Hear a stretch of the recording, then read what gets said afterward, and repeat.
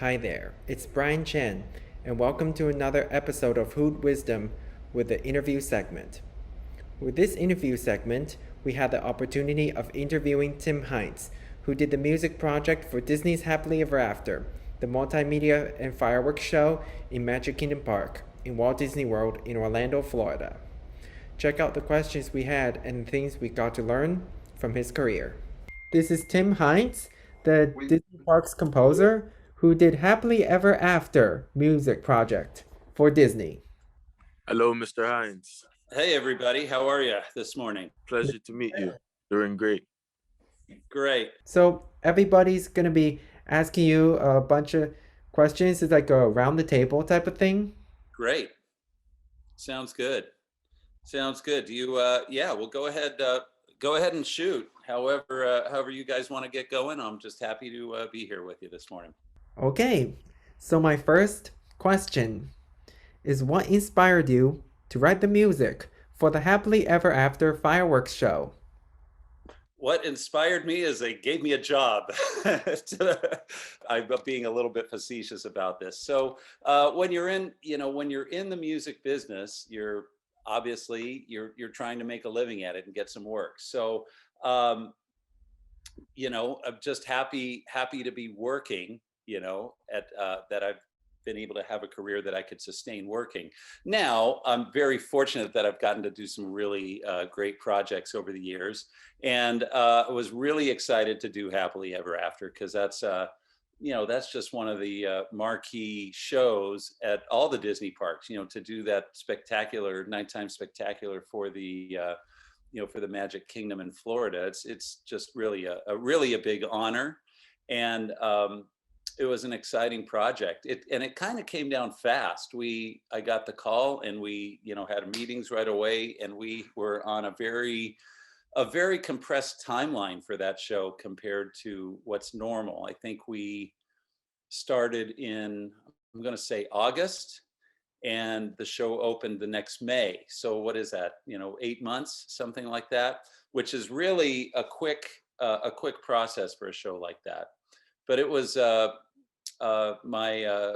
my friend Roger Butterly, who's one of the main music producers at the park, called me, and we just really enjoyed working on that project together. That's good to hear. Anyone else wants to ask a question? Hi, Mr. Heintz. My name's Hi, Chase. Chase.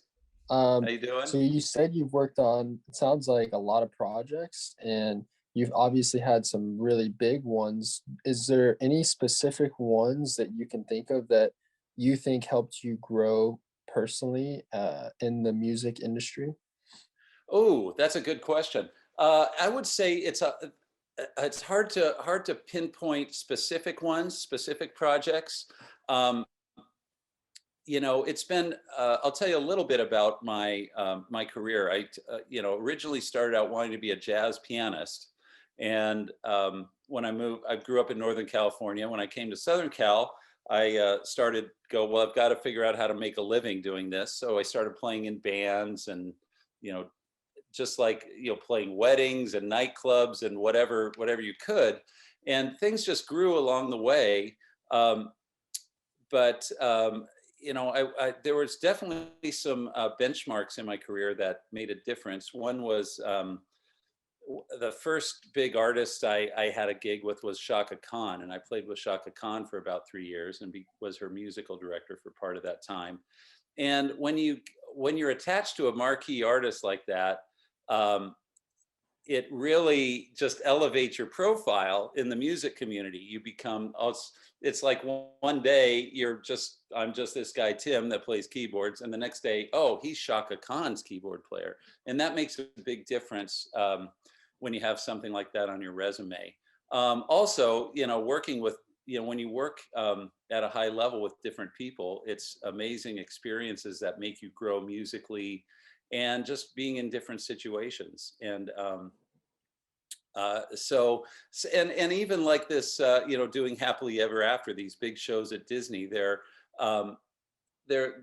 things that really challenge you. You have to, again, you have to rise to the occasion. Hopefully you're prepared, you have skills, you've practiced, you have experiences, but maybe it's something that's a little new, a little out of your comfort zone, and you have to nail it. You have to, kind of dig down and figure out how to make it great. So I had a few exciting. Sometimes I had some special live performances along the way. Some live shows I did. One I did, I think it was in 2001. I did a show with this, of all things, it was a pan flute player from Romania. And we did this big show for PBS where it was, we had a 80-piece orchestra, a 60 voice choir. We brought a fusion band from LA. We had a bunch of guest artist singers and local ethnic artists from Romania. We did this big show there. That was a spectacular thing.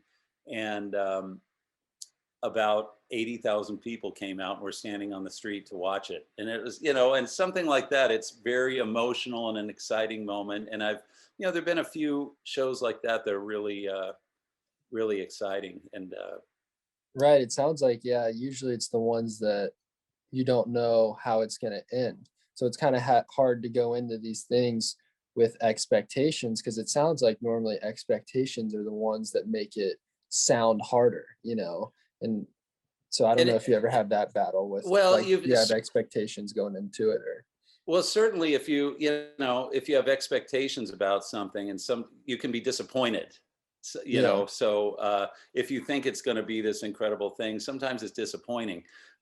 So I don't know. I've just, I've kind of had this, half joking mantra, take all gigs is kind of what I've said my whole career. It's like, do everything you can. And if it's a little bit out of your comfort zone and it's a challenge, just go for it, and hopefully people are trusting you and you're prepared enough that you can, again, rise to the occasion and do it. So, but there's all these opportunities come along. I've been lucky that I've had a lot of opportunities come along, and they, you just go for it. So, right. Yeah. It's definitely a tough tug and pull, because you want to do something that's outside of your comfort zone, yet then it could overwhelm you because you're like, oh, I don't know how it's going to end. And it usually just ends up fine. So you kind of just got to go in there. Yeah. Without too much. Well, I've one other experience about that. So back in, what was it? Probably about 1990 or something. There was this movie called Enemy of the State, and it was a Will Smith movie with Tony Scott directing. It was this Jerry Bruckheimer movie, and Trevor Rabin was a music composer on it. And a friend of mine was working with him, and they were under this super tight schedule. And he goes, "We need some help." So my friend, who was his engineer, recommended me. So I went and met with Trevor, and he goes, "Well, can you put something together? I want to hear something." Well, I hadn't really done film scoring. I'd done scoring for some live shows. I've done some commercials, but a little bit of TV work, but I'd never done a big major motion picture. So I went home, and that night I wrote a cue. I just wrote something that was like, kind of industrial and exciting and kind of edgy. Came back the next day, showed it to Trevor. He goes, "Wow, this is great. You're hired." So I got that job without really having the experience of doing that. And I jumped in. Now, so I get on this film, and I'm trying to write cues, and I'm having a little trouble getting things signed off. They're not totally buying it. Well, then one day I wrote this cue and everybody loved it, and then I was okay. And so that was a situation where it was a little over my head, something, and you just have to dig down and figure out a way to make it work. So you win, so you're successful. Well, yeah, I agree. Yeah, thank you. I'll let someone else go. I have two questions in one. Did you go to school for your career? And if you did, how do you think your schooling paved the way for your career? Well, the teachers at the school might not like my answer. I did go to school. Like, I took a lot of private lessons when I was younger. So I really studied music hard privately. kind of through my teen years in high school. And so I went to college. I went to Cal State Sacramento for a year. I grew up in Sacramento. So I went there for a year, and then I transferred to Long Beach State, which had a great jazz program, and I was playing in the jazz band. And about my second year in, I ended up dropping out, to be honest, because I was starting to work in the business and things were going along. And also at that time, you know, it was the early 80s. The commercial music programs weren't so good. They were a little more, anything that was commercial was really just aimed at jazz, which is great. I was, like I say, I was a jazz musician, but it didn't really help in terms of like building a career. So I dropped out and just started working. And so I just kind of learned my way in the business, you know, learned as I went. So would it have helped if I was better about maybe taking, you know, composition and counterpoint classes and stuff like that? Yes, you know, music history where you're dropping the needle on the old symphonies. Maybe it would be better if I paid a little better of attention to that at the time. It wasn't really my thing, but you know, you can sure learn a lot of music just by being around it and being around great people and just working hard at it. So, you know, I've learned a lot about orchestration and arranging just by doing it over the years. And I think school can give you a great foundation in things. It can give you a great community of people. And that's what I remember from, you know, my time at Long Beach State. A lot of the people I went to school with, very successful in the music business in LA. And I still see them on sessions all the time. Some of these guys I went to school with, even though it was just for almost a year. All that to say, school, make the most of it, take advantage of relationships, learn as much as you can, but that's just your first step. Once you're making music and you're out in the business, that's when you're really going to learn. Nice. That makes sense? Makes a lot of sense. Thank you. So, Kat, you want to ask a question? Yeah, I have a question. So it sounds like obviously you've had a lot of experience in different areas of the music business. At this point in your career, is there a specific aspect of the industry that has like stuck with you, like composing, performing, producing? Like, what's your favorite? It's hard to say what my favorite is right now. Right now, and it's probably been like the last 3 or 4 years, you know, I would say 90% of my work is this is stuff for Disney parks. And I'm just enjoying the arranging work. We get to record orchestra. Usually we go to Abbey Road, you know, in London and record orchestra over there. It's pretty amazing experience to get to do that and have, you know, one of the best recording orchestras in the world perform your music. Pretty great. So let's see.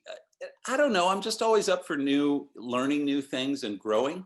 About, I don't know, somewhere 5-10 years ago, I really started getting more, out of necessity, actually started getting more involved in the engineering and technical side, just to make my demos sound better.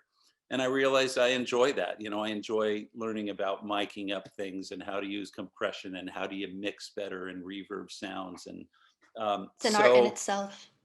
Yeah, technology's been, I've always enjoyed technology. So so I've been enjoying doing that. You know, at some point I kind of want to get back to maybe just me and a piano and maybe just making some music with a piano instead of all this other stuff, and just kind of making music that I might enjoy, just for not even worry about making money with it, just some music that I enjoy doing. But I really am enjoying doing this Disney stuff. It kind of pulls, for me, it pulls together all my different experiences of arranging, playing, you know, engineering, kind of pulls all these things together. So I'm actually really have been enjoying doing that. I just have one more question. So you said that you started out wanting to be a performer, like a jazz performer, piano. Was it, when you decided to drop out, was it because you were at a point in your life where you were like, okay, I've got enough gigs going on, like I can do this? Or was it like a little bit of a risk as well? I mean, No. I had enough gigs going, and it was kind of a different time. Well, for sure, a different time. It was back when you could really make a living as a musician playing gigs. I played nightclub 5-6 nights a week. Weddings on the weekends. I was starting to pick up little sessions during the day. I was working a lot as a musician, as a working performing musician. So school was just kind of like, I'm done.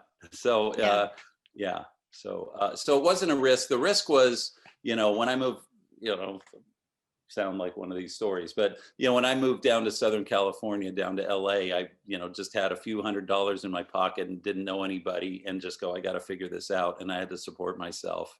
And so that is a risk, moving out and just go, I'm going to support myself as a musician.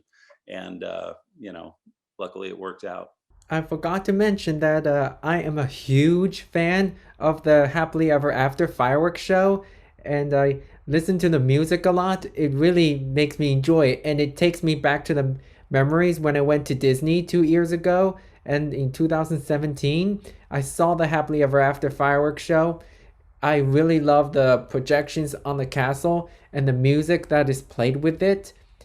And my favorite part of the projections on there is the Toy Story part and all the love segments, and the very end when all the colors like disperse after the keyhole opens. And once again, I really enjoy the Happily Ever After fireworks show you and Roger did. So I really want to thank you again. And my question is, what was the writing process like when coming up with Happily Ever After? Yeah, I'll tell you how it goes down. One thing, I'll go back to one other reason I really enjoy doing these shows is they're music driven. So if you think about a movie or a TV show or something like that, if you're scoring a movie, the picture's done, the acting's done, and you're trying to make music to support what's been done. On these shows, it's totally the reverse. The music comes first. So uh, here's the process. We usually have a big creative meeting. The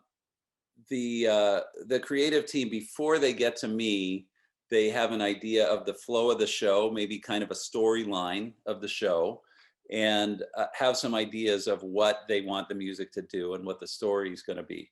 So then we'll have a meeting. We'll talk about what songs, because we're wrapping all these Disney songs into it. Here's the kind of songs and maybe the characters we're going to feature. And so we'll kind of go through that, and then I'll do start working on it, basically start working on arrangements.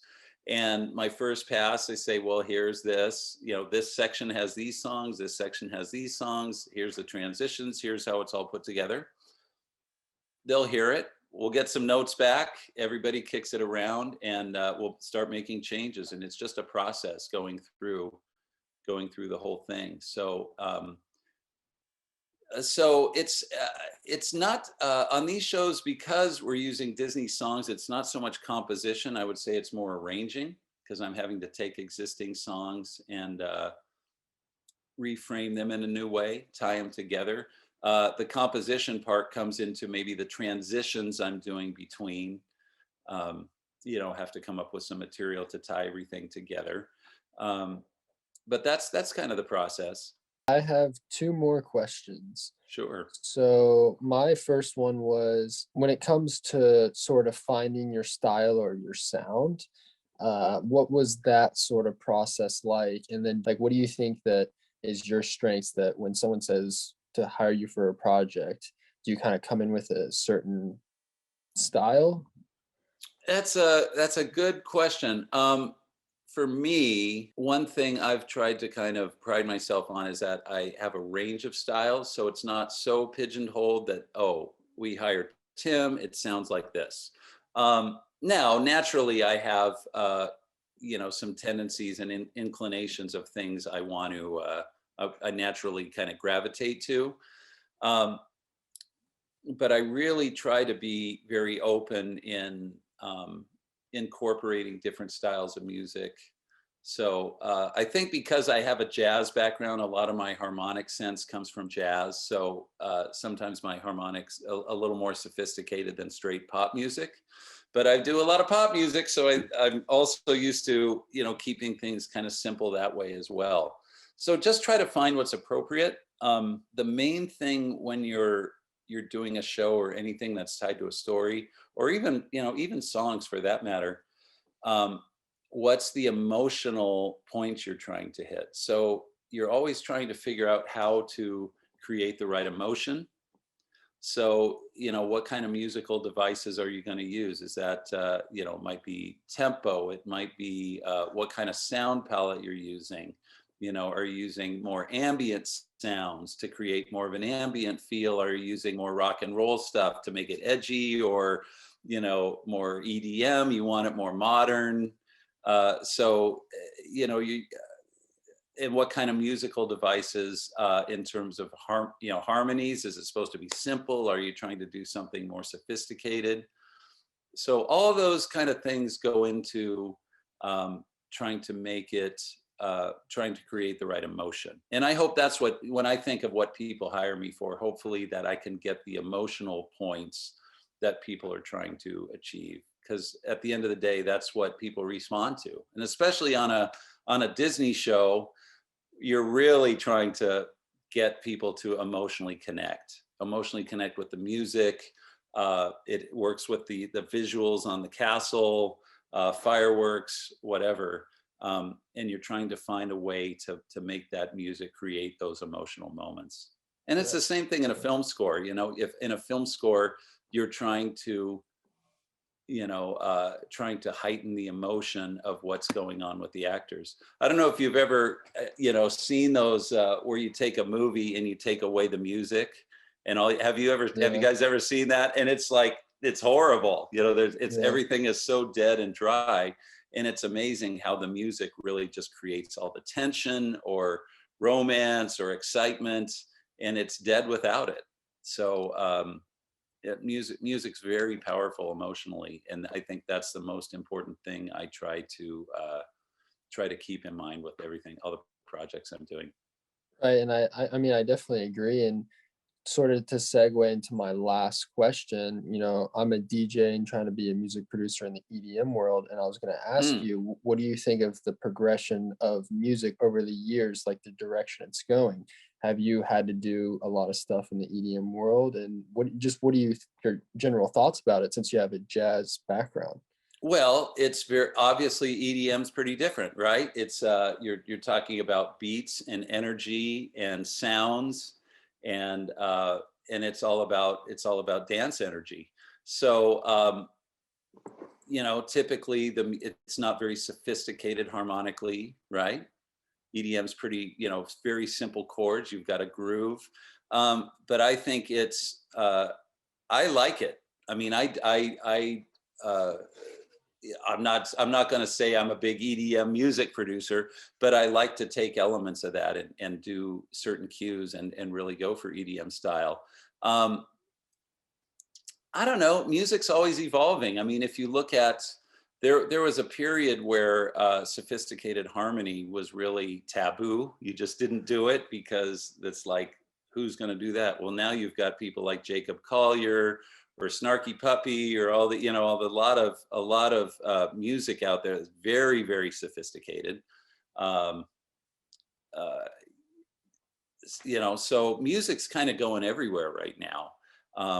You know, with streaming, internet, you know, I know this is your guys' world. This is what you've grown up with. You don't know any other world, but it's very different than it was when I was, you know, coming on up. And now it enables any kind of music can get out there, and people just can be creative. Everybody's got a laptop. You can do amazing work, you know, with anything from you know, Fruity Loops to Ableton to Logic, whatever. You can do it on your laptop, make something that's amazing. You know, when I was back in my day, you know, when I was your age, you had to have, you know, a $500,000 studio to do what you can do out of a laptop now. So it's made it very accessible for everyone to be creative. Hard part is now, how do you poke through? so it's very difficult, very Yeah. challenging to poke through. Yeah, I definitely agree. And yeah, thanks. A lot of the stuff that I play is actually like has either classic riffs in it and it's kind of has an old school feel, but it still has that energy, like you said, like still at 120 to 125 beats per minute. Right. It has like Yep. jazzy background sounds and it's bass driven. So it's kind of Nice. old school. Yeah. But yeah, thank Yeah, you. you drop in Yeah. some cool samples of stuff and things like that, and Yeah. Great. Thanks. What's your tell me a little bit about your school program there. What do you guys do there? What's the focus? It's a little bit more business centered, but you have some performance in it as well. Okay, Yeah, that's the commercial music business. got it. Tech major. I'm I don't know about if anyone else is a tech major. Brian, right? Yeah, music technology. So you're learning, you're just learning all the different software programs and learning to engineer and Sound and recording, and then miking. eventually we'll get to like live sound reinforcement. So the basics first, and then yeah. Do you have stuff. do you have a nice studio on campus? Obviously, you're probably not using it now, but maybe soon you get back to it. Is there a nice recording studio on campus? Yeah, there's one there. they're all closed. Yeah. Unfortunately, man, what a tough time. I feel for you guys. What a tough time to be going to school. And maybe in Florida, hopefully it's getting better. Hopefully you guys get back to some sense of normal school soon. Okay. Speaking of which, my questions are pertaining to the situation. So, how have you kept busy during COVID? Building a house. The last year I've been building a house, so that's what's kept us really busy. I've been busy with some music though. It's been a little slow, compared to a normal year, but I've had some Disney projects coming up that we've been working on. So it's been great, but it's been a good year to be a little bit slow with music because I've been very busy building our new home. So that's what I've been doing during COVID. And I had 2 daughters got married last summer, so it was a big year. Congratulations. And the next you. question with that is, so what are your plans for the future after COVID? Just work starting to pick up, starting to get some more projects. So, just kind of carrying on, keep working on music, and got a few things in the fire with Disney that are coming up. So busy with that. Anything you can leak out? Nope.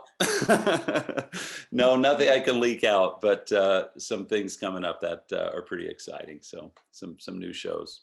So, but happy to be, happy to be working. So, again, it's like how we started our conversation here. It's, commercial music. We all kind of get into music because we love it. It's fun. We only want to make music with our friends or whatever. There's something we like doing, and then you go, wow, we got to figure out how to make a living with this stuff if you're going to do it, which is different.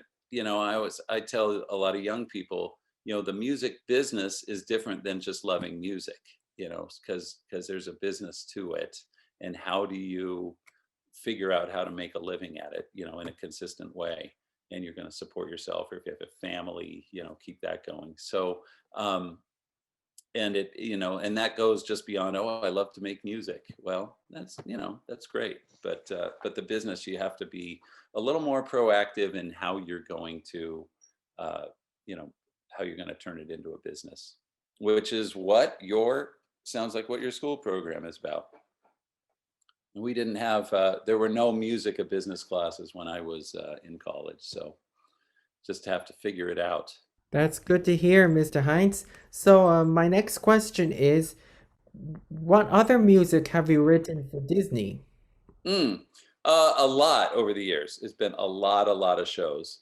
I've done, let's see, one of the first ones I worked on with Bruce Healey when California Adventure opened in Anaheim. We did the Eureka parade, which was like the big parade that opened that. I've done,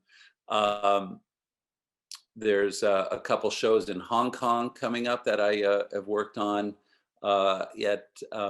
in Florida, the Disney's Hollywood Studios. That's what it's called, right?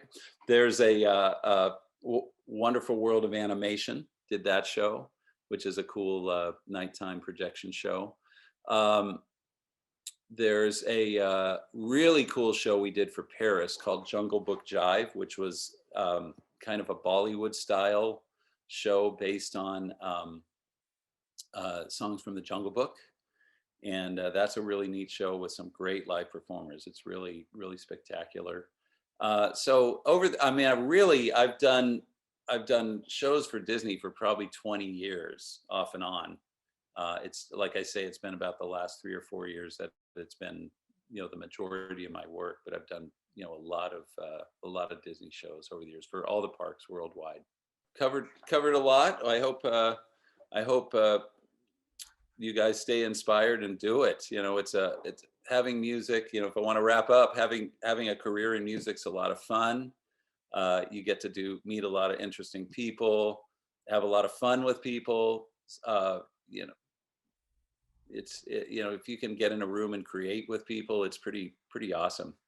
And then to see when you get to see your music realized on a stage or in a performance setting, or even on the radio or whatever, whatever kind of performances, to hear people's reaction and hear how it touches people's lives. It's pretty cool. It's a pretty cool thing.